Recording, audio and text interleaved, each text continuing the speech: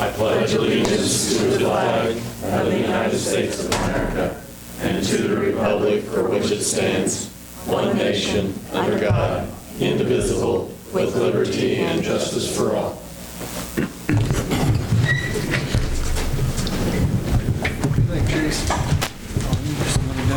Right. All right, everybody, you've got the packet in front of you, and we need review and approval of agenda. If there's no questions or... Make a motion to approve the agenda. Motion made and second for the agenda. All in favor, aye? Aye. Opposed? Motion carries. Public comments. Is anyone here that wishes to make any comments on any topic not on the agenda? If so, we can do it at this time.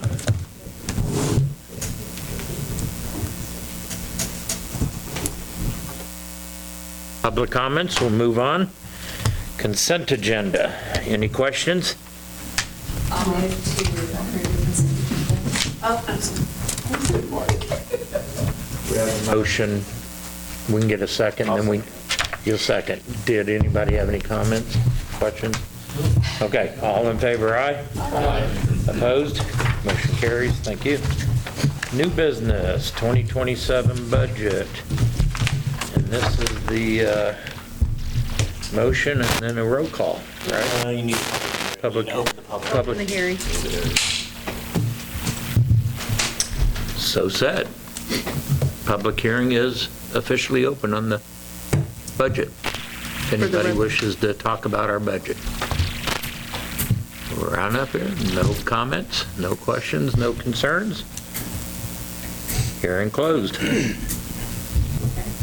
I'll make a motion to adopt resolution 2026-15 to exceed the revenue neutral rate. I'll second. Motion and a second. Is this where you need the roll Yep, call? yes, So Roxanne, roll call? Councilmember Kerr?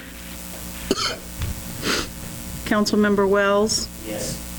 Councilmember Peters? Yes. Councilmember Wykoff? Yes. Councilmember Lohman? Yes. Councilmember Peterson? Councilmember Shala? Yes. Councilmember Ivy? Yes.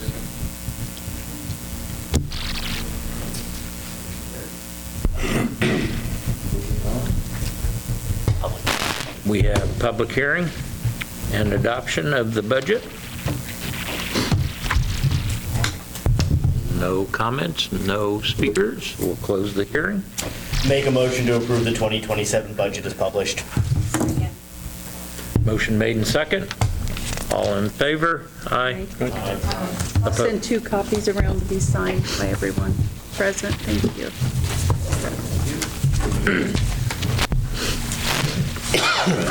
Mr. Lyndon Kern, mower bid.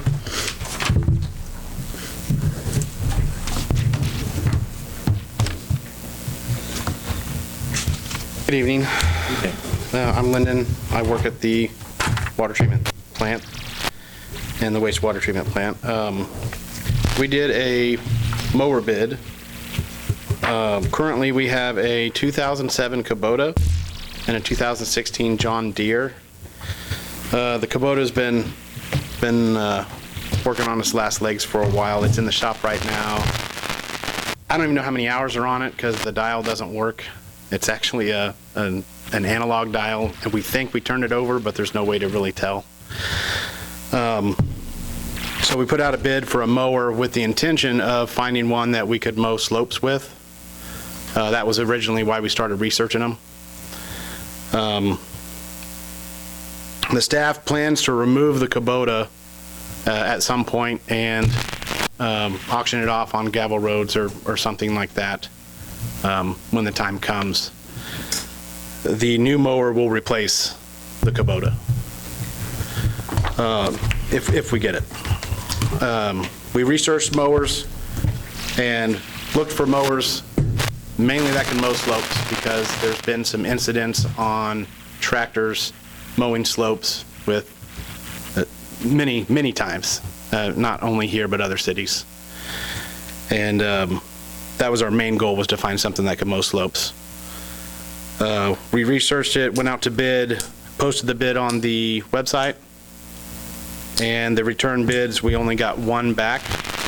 It was from Heinen Outdoor Equipment in, I think it's Lawrence. They have a Cub Cadet. The model is a Pro Z 972 SDL EFI. They listed the base price at $31,000. Final price was $21,638.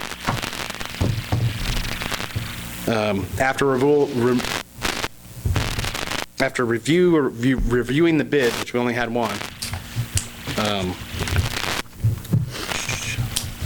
we would like to seek to purchase this commercial mower from Heinen Power Sports for the price of $21,638.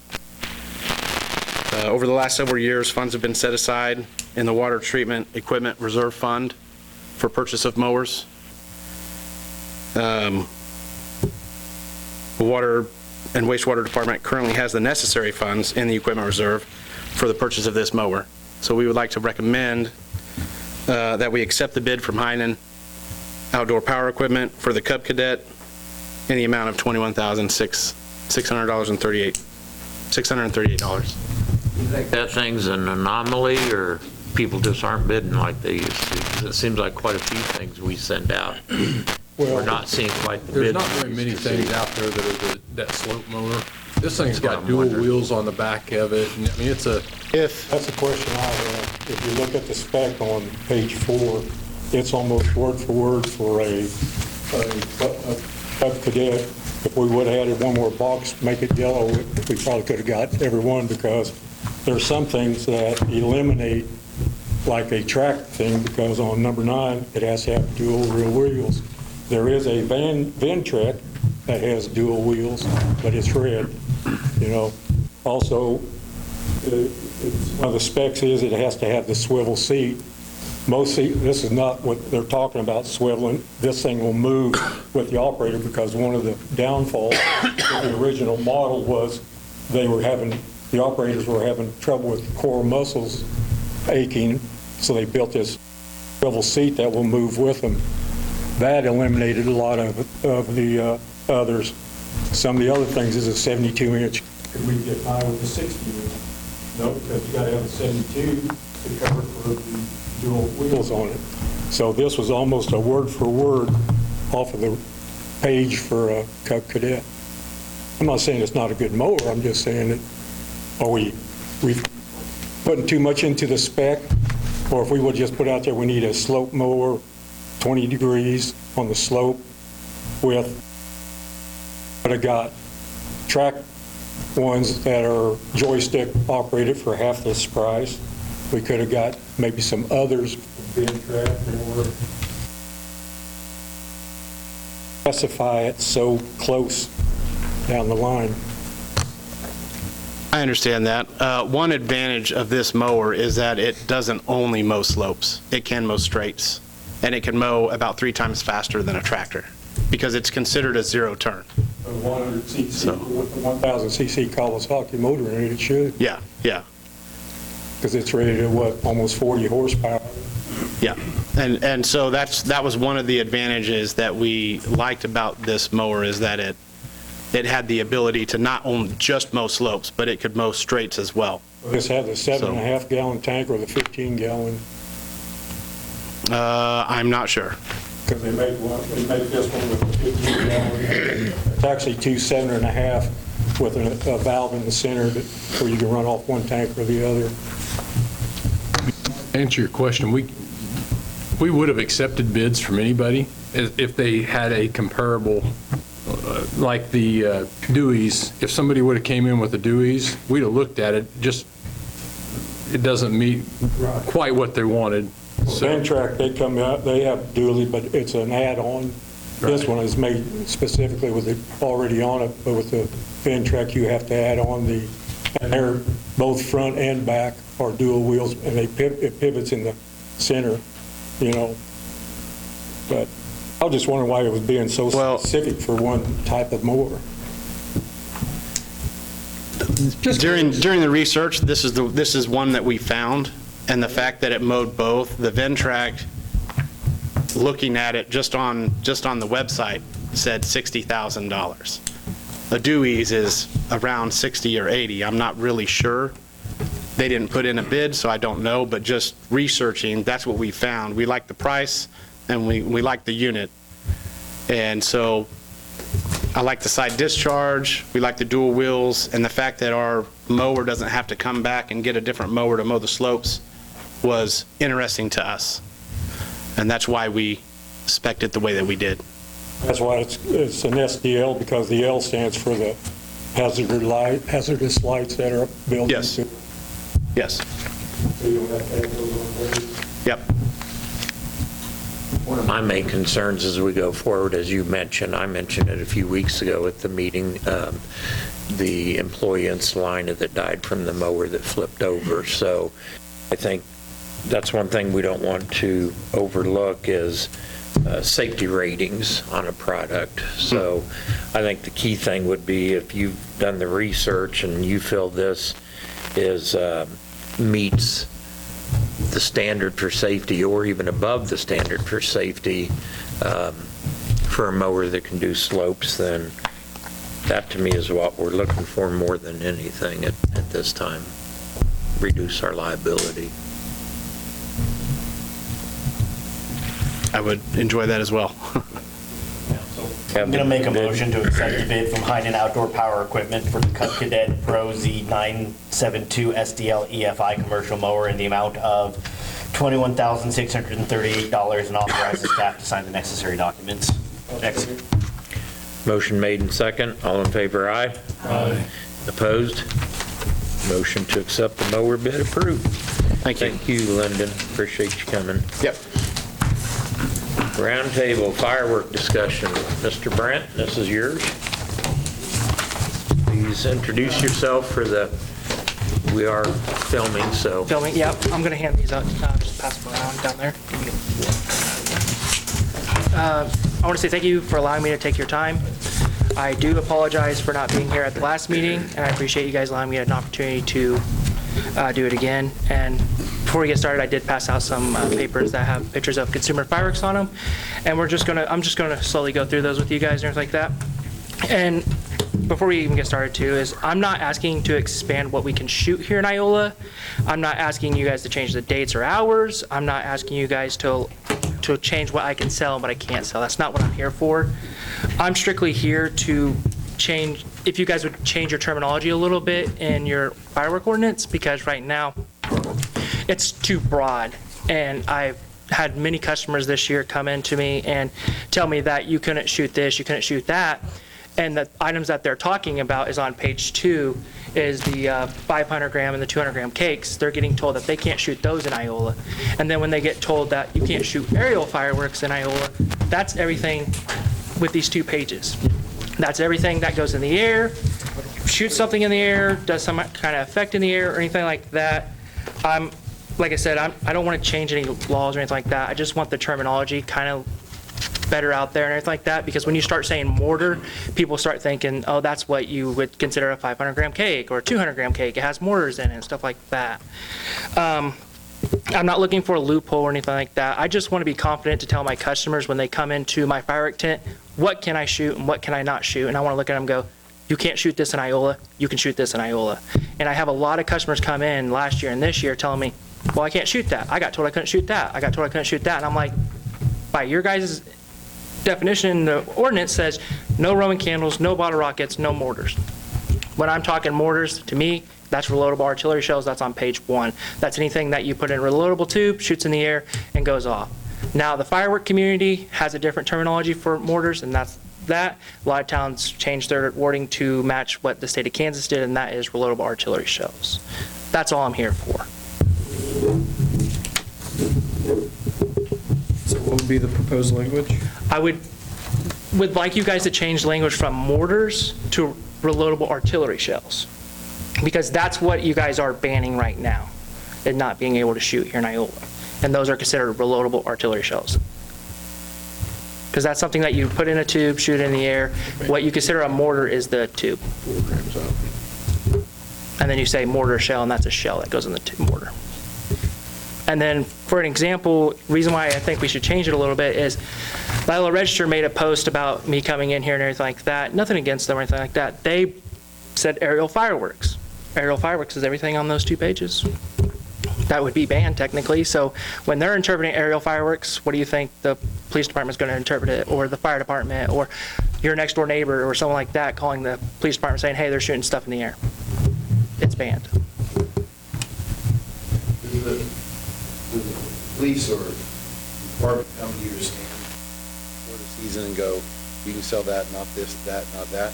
So, yeah, so fire marshals come and inspect my tent and everything like that. There's no rules in Iola that what I can't sell besides bottle rockets and stick rockets. You guys follow the state of Kansas with that. And I talked to the fire marshal here in Iola about it, and I said, hey, can we get a little clarification on what these people can shoot here in Iola so I can tell my customers what they can and can't shoot? He had to call his office and ask them because he thought it was aerial fireworks. And he was saying they can't shoot nothing that goes in the air. And I was like, well, according to the ordinance, it says mortars, Roman candles, and bottle rockets. So if he's interpreting it one way and I'm interpreting it one way, someone else is going to interpret it one way. What's the state? Do we know? Yeah. What does the state say? Like, what is the state regulation? So the state regulation literally said is up to the city. They regulate what you can and can't shoot. Their term is reloadable artillery shells, spinning and flying, stuff like that I put on there. They only regulate that you can't shoot bottle rockets and stick rockets. That's it. That's the only thing that they prohibit. And they say it's up to the city to regulate everything else. Yep, city and county. And county don't care. So it almost sounds like the city does have a restriction. It's more educating the law enforcement that enforces on what is and isn't restricted. Yeah, and maybe the language just changed a little bit from mortars to reloadable artillery shells. Because say that second part again, from mortars to reloadable artillery shells. Reloadable. Yeah, that's the on the first page right there at the top. That's what they consider mortars technically. That's what I assumed they were. Yeah. When you said mortars, that's what my basic assumption would have been. Yeah, and there are some people that assume that, and then there are some people saying, well, if you get technical, the mortar is something that you light and it goes in the air. Could be a 500 gram or 200 gram cake. And then when you have someone saying aerial fireworks, there's a lot of things that go in the air. So cake's legal to shoot? Yeah, they're legal to shoot here. Do what? Well, it just seems like it's kind of contradicting what, if we're going to say this is not legal to shoot, then why are we saying this is legal to shoot? It's essentially the same thing, it's just in a box. That's literally what Would we be opening a can of worms if we just agree to follow the state of Kansas? Yeah, I mean, if you follow the state of Kansas, you say you can shoot anything off but bottle rockets in the city limits. Right. I don't know if you inherently want that for the fire code, because like, what goes up must come down on your neighbor's roof. Yep. Right, and so that's the concern that I have with the big mortars. I love shooting them off, they're a lot of fun, but they do rain down all over people's houses, and I don't think we want inherently those. So everything the reloadable ones. Could we go the other direction and restrict for sale within city limits only items that can be shot off within? So the problem you get into that is then you have people going outside of city limits and purchasing fireworks and bringing them into the city limits, and now you guys are losing out on revenue. That's true, but then we don't have problems with people, People that are going to go out there and buy it. Yeah, I think you still have the question of enforcement. Yeah, I mean, or vice versa. What happens is I imagine a lot of people come into town to buy their fireworks that take them out to their country, to their other parties, whatever, outside in the county. Because we have a lot of fireworks stands, they're driving through to Walmart, they stop, they say, oh, let's grab some fireworks. So, I mean, I don't want to restrict what we sell. Inherently, we sell a lot of things in town you can't use in town, guns and ammo, pig panel fencing, right? So the class 1.4 gram.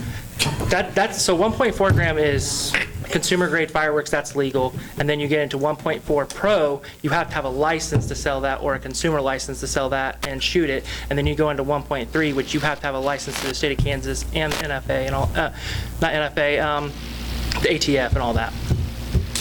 So right now, everything that I sell is 1.4 legal. You can shoot it anywhere you want. And for instance, That includes the cakes? the cakes too, yeah. Okay. That's 1.4. For his thing, how he's saying nothing rains back down, You shoot the cakes, it rains back down. You shoot anything in there, it's all gonna come back down. The only reason why I thought you guys restrict mortars is because people like to light them and throw them. And Roman candles were the same way. I thought you'd restrict them because you pointed them at houses and shoot them. That's what I thought. That's why I thought. And people do that. Do I do that? No, because I don't really shoot that much fireworks anymore. Hey, Mr. Mayor, Sell word. do you remember the original intent years ago? Because it seems to me like parachutes were questionable as well. Burning ones, Exactly. the ones, the lit up lanterns. Chinese lanterns. So the sky lanterns, I sell those too, and they're legal here in Kansas, and there's no restriction in your ordinance that they can't be lit up here. And the state of Kansas doesn't restrict them either. Kansas is like the broadest you can get on fireworks. Like they don't care as long as it's not bottle rockets or stick rockets. I know where I go to get those. So. Literally, and Oklahoma actually allows them now, Yeah. and Missouri. Were to restrict them from in-town sales, so they can go outside the city limits. Bottle rockets aren't allowed in the state of Kansas. No, but I'm just, Doesn't matter what.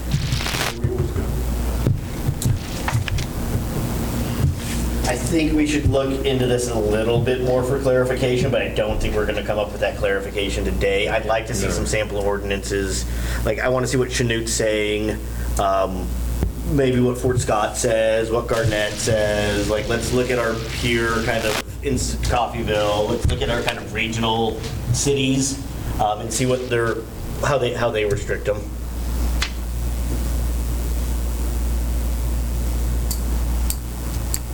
You have locations in multiple towns, right? I have locations in Moran, Humboldt, and Iola.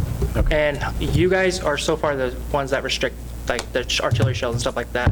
I know Chinook doesn't do that. They just restrict when you can shoot them. I'm not sure on Fort Scott. I know Garnett doesn't restrict anything either. Moran's, you can shoot anything. Humboldt, you can shoot anything. La Harpe, you can shoot anything. Yates Center, you can shoot anything. So when it comes to town, you guys are restricting more than most of your towns around you. Besides, like, I don't know what Fort Scott does and Coffeyville and instance like that. How many tickets were actually issued over fireworks violations? I'd say Okay. not very many. That's what I'm about to say, like, because I know people are shooting them off anyways. And I think those instances, it was actually, they shot them off right in front of the Yeah, I mean, I'm pretty sure the enforcement goes, hey, knock it off, stop shooting those things, and then somebody was like, what are you gonna do about it? Here's your ticket. But normally I know that they don't try to write tickets, they try to be pretty polite about it and say, hey, shoot those off somewhere else. I just want to educate my customers. That's all I want to do.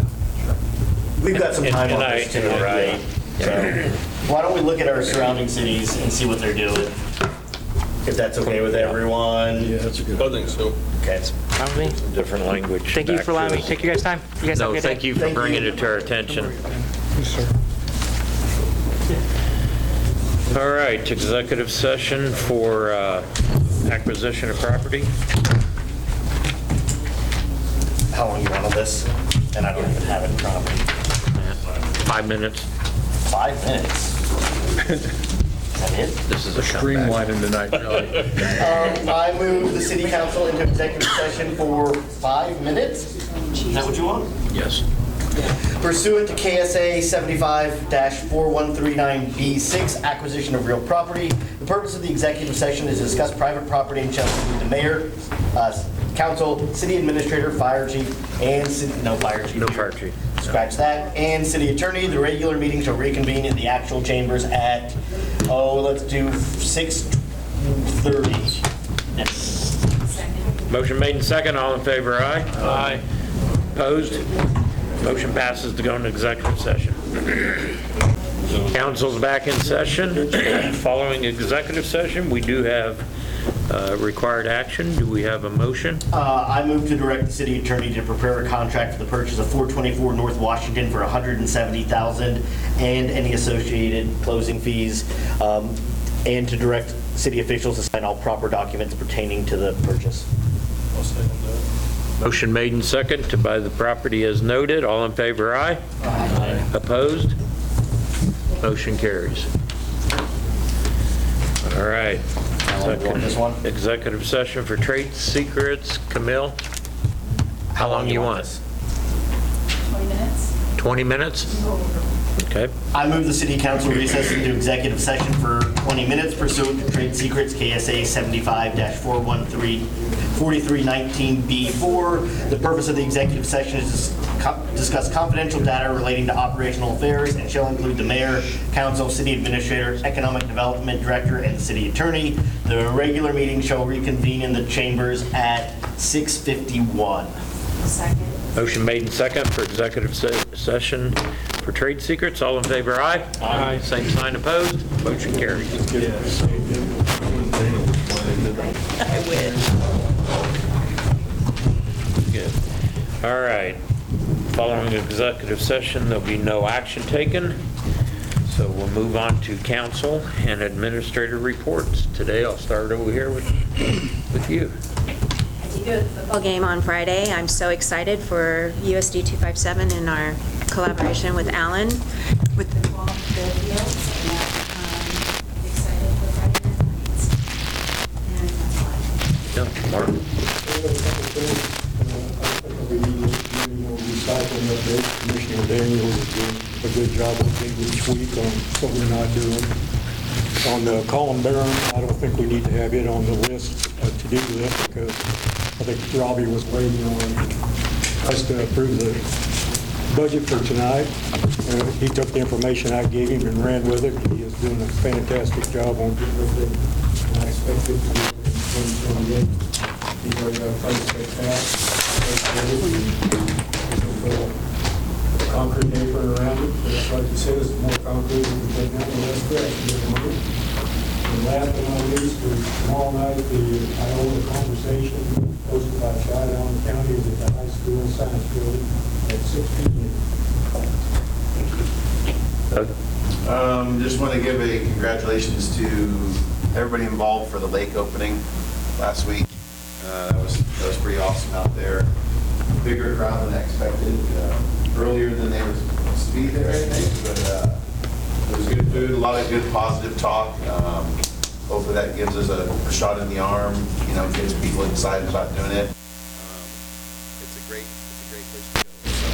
Saw somebody posted yesterday or day before that there was only 2 spots not rented at the time they put a post up, so it was almost full house. I think it's full on Labor Day. I think it's already booked. Already Labor Day booked. weekend. And Event Center, they have a lot of people on the list. And I know people that have already rented it for Farm City Days coming up. So there you go. Thank you, Doug. Anything else? Nothing. John? No. Thank you, Mr. Mayor. Looking forward to fall. That's all I've got. The statue, or are we discussing that another time? Another time. Another time. Okay, I have nothing then. You got nothing. Already shaking your head no. Corey? I can give you guys a quick update on 54. I appreciate the Register. Went out with them last week and did another video update. It's nice to have that out there because it kind of puts a picture with the words too. But I appreciate that, and we'll probably do another one, maybe 2, before we get out of segment 1. You know, segment 2, when we get outside of Buckeye, probably won't be as important to do those updates. But as of right now, we've almost got all concrete poured as far as sidewalk goes. They lack a little bit in front of the library to Buckeye. And then they've got the bulb outs, which has some for lack of a better term, street print or stamping in it. So they'll pour those probably in the next couple days. They're doing cleanup right now and picking up debris, trying to get things spruced up to where we can sweep it and then seal the joints. And then hopefully we'll switch traffic sometime next week. At least that's the plan right now. Obviously that's subject to change, but because I know they're waiting to confirm the schedule of the seal guys to seal the joints. But things are going well. I think we've still got that target of Farm City Days of having the main line open, and like I said, I'll stress substantial completion. You know, the likelihood of us having all the curb and all the sidewalk in on the south side is pretty slim, just because of the being 2.5, 3 weeks behind. But I don't think we have any fear of unless we have a lot of rain, of not having Farm City Days parade on the surface itself. So doing well there. I think one of you guys asked about cleanup week at our last meeting. It's October 5th through the 9th, the first full week of October. First full week of October, citywide cleanup? Yep. And we did get chip seal finally finished up last week. We kept having breakdowns. That oil distributor had a leak again, and the sweeper was giving us problems. Those are two things that Jason's going to have to start massaging to figure out how we replace those and moving some equipment around to really think about replacement on those two items. But everything went well. That's all I got. I have a question. Sir. Oh, sorry. Go ahead. I saw like in front of the law office, like there's still part of the old sidewalk there. Not now. It's all new now. So on the south side, it'll be all new up to the building? It will. The original plan, Doug, had us leaving the panel up by the building, trying to salvage that, but with the water line and the meters all ended up being closer to the buildings.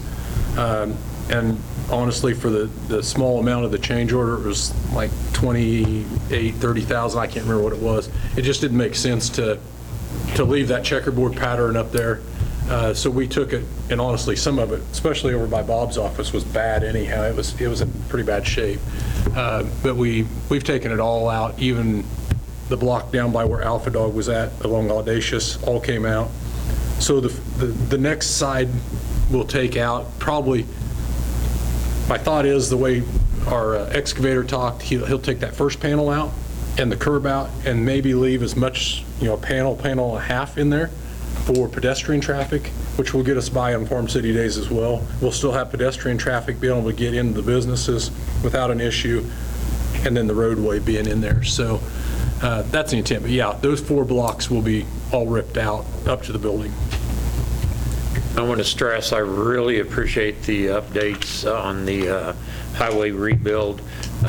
We had kind of some issues before when it was 2 weeks between updates, the weekly updates, and then what the paper did. It's really, really appreciated. As you and I know, they didn't send it to everyone. There was an email that went out over the last few days, a little bit of panic. A worker walked into a business, "Oh, we'll be on your side come Monday." And I'd like so, to know who that worker was. Yeah, it's like, no. But Corey did a good job at reaching out to all the businesses to say, what you heard isn't true. Get your information from here. So it's really paying off. I know it's extra, but it's really paying off that we're getting that information out Honestly, there. The businesses have been good. I've not heard very much complaining, and I attribute it. Kelly does a really good job at the chamber bridging that gap for me. She's over there quite frequently in those businesses and helping me, push that. So, speaking of the water lines, they really seem like they've slowed down now going east. They have a small hole in the road, and they're back for several days, and they're digging bigger holes in the intersections. Is there something going on, or just? No, it's, the water line project, I think from the get-go kind of morphed into a lot bigger. I think Burns and Mac let them stretch out too big too fast. Because they were slow at the beginning, the site-right crew wasn't real big, so they let the boring machine guys come in and really get out there farther on the east side of town than they should have, faster than they should have, in my opinion. So we've got, 4 or 5 intersections still that are just, tie-ins need to happen, and happen pretty quick. I think Kentucky should be open here in the next day or so, hopefully. They've got a little patch of concrete still to pour, but yeah, the waterline project's been slow going, and I really don't have a good answer for you, Steve. It's just been, I think the subcontractor under Burns and Mac has had some employee issues and trying to get enough people on the job, and they seem to jump around a lot. It's not going to cause a delay with Bettis, is it? No, they're out. They will be done. They're not in the Buckeye section in, so their project should be complete at the end of September. That's when our contract runs out. I gave them a 30-day extension. There's no monetary, there was no liquidated damages built into the contract, so it really didn't make any sense not to extend, give them that extra days to finish the job, because I got to have the job finished, right? So, but yeah, No, it shouldn't delay Bettis at all. I think the only thing they've got between State Street and Buckeye is the removal of 2 out-of-service fire hydrants, and they're just going to go in there and dig around those 6-8 inches and cut them off and cap them at just below the surface. So shouldn't be. Mayor, can I piggyback on that? It's something I was going to talk, and it's why. Your turn anyway. Lyndon, want to head up to the mic. Yeah. The water line project has exposed something that we've all known. We've had some issues with our chlorine residuals since this project started. Now, it's been a confluence of many different factors. One of them is the condition of some of the lines in our system. And we're to the point now where applying for grants and getting denied isn't going to work. And so we have one application out now. We're going to see if that goes. If not, we have about $1 million in line work that we need to do immediately. And we're to the point now we can't really push it off anymore. So that's become my focus. We don't have $1 million in the water fund. We don't have $500,000 in the water fund. So we're going to have to figure out a way to pay for that. It's probably going to have to be a debt issue of some kind. But very specifically, it's from the water plant up to the Oak Street Water Tower.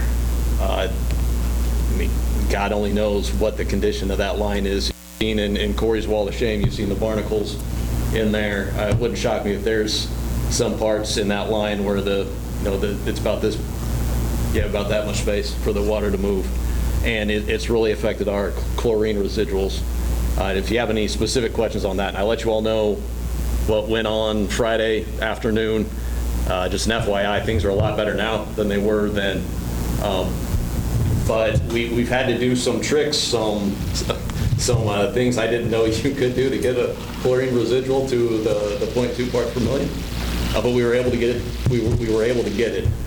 But we're to the point now that these issues need to be addressed, and we can't wait on grant money anymore. They need to be addressed, and they need to be addressed now. So that's going to be my focus moving forward. There are some avenues to pay for this, but we're not going to bankrupt the fund, and we'll come back with the steps that need to be taken. But this has got to push to the forefront, and it's something that we've been doing for as long as I've been here, and before I got here was the condition of the water system wasn't great, due in part to the condition of the water fund itself. But now, with the meetings we had Friday afternoon, and then this morning, and then this afternoon again, it needs to be done now. And so these are larger mains than what we can handle. These are 14, 16-inch water mains. They're not 8-inch or under like our crews can really handle installing.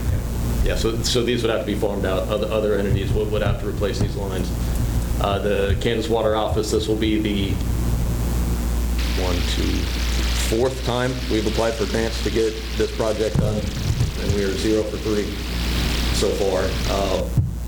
So I wanted to give you guys that update in addition to the updates I gave you Friday and then this morning. If you have any questions about the actual chlorine residuals, he is a wealth of information, so I asked him to stay back after the lawnmower.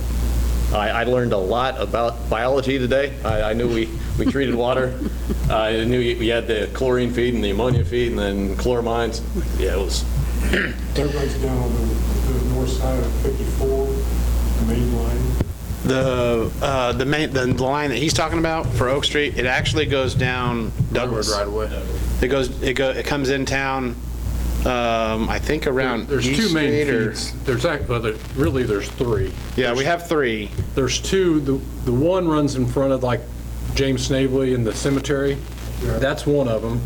And then the other one is up on the Benton Street Railroad right away that runs behind the power plant and runs straight in to the north side of the cemetery.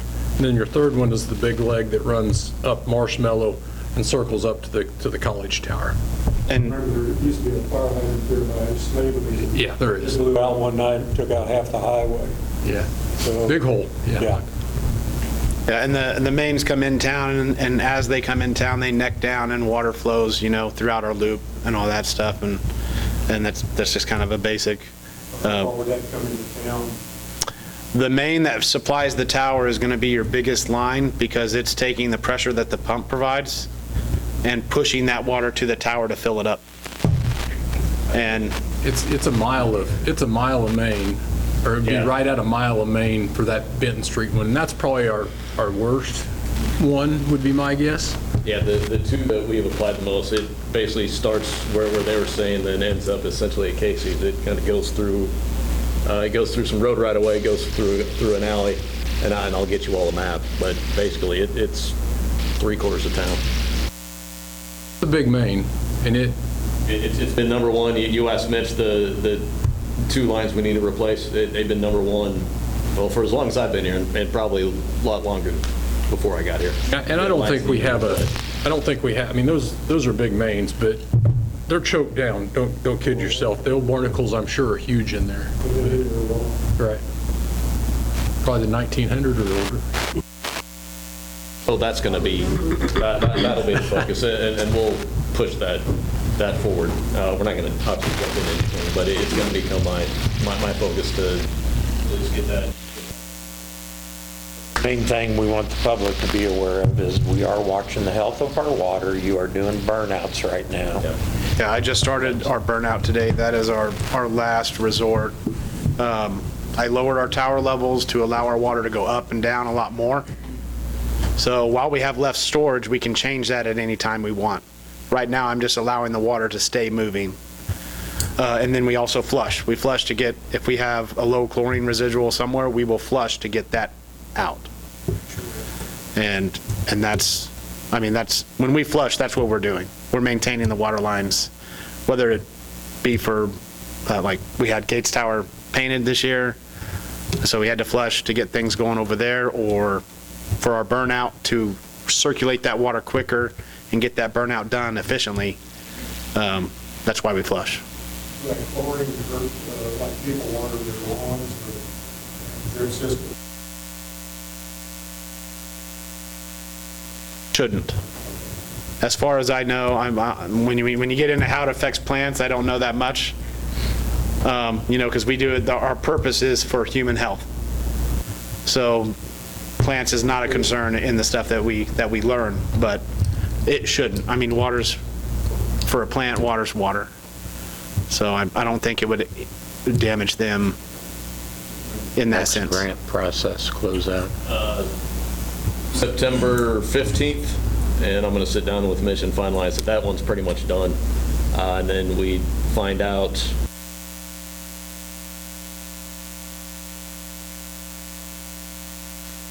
you have CDBG we can look at, and there's some financing that's outside of KDHE that would give us a little more flexibility in terms.